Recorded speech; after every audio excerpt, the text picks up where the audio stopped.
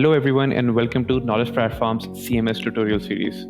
Today we'll be showing you how to add multiple skills into your taxonomy or add a whole subject to your taxonomy using an Excel sample sheet. So first of all, what you'll have to do is log in, and after logging in you'll have to switch to your content reviewer role. As I'm already in my content reviewer role, I'll go to the skills section and you can see skills basically look like this: grade, subject, unit, topic, and the skill name. What we'll have to do is download a sample or basically a template of in an Excel sheet format. So we'll click on export and then download sample. Your downloaded sample will look like this.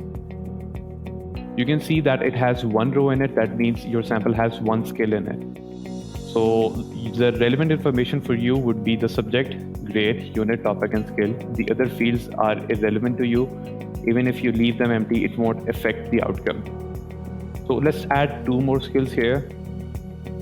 What we'll have to do is just copy this row, let's say twice, and change the skill names.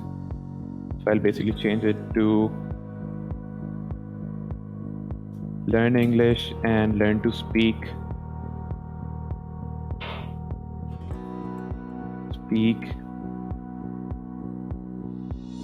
English letters A through F. So let's say these are the three skills I want to add. You can add as many as you want, but I'll add these three only. We save this file and now we just move back to our CMS and import it. So we click on import, we choose a file, we locate the relevant file. It was this one, I think. Yes, we just open it and you can see the name sample skill was the name of the sheet. I'll click upload. It will start uploading, and if we'll get a status report, how many skills were uploaded successfully, how many were unsuccessful. All three skills are uploaded. You can see speak English, learn English, and learn to speak English letters A through F. So this was today's video. Hope you liked it. Hope it was helpful. See you in the next one. Till then, thank you.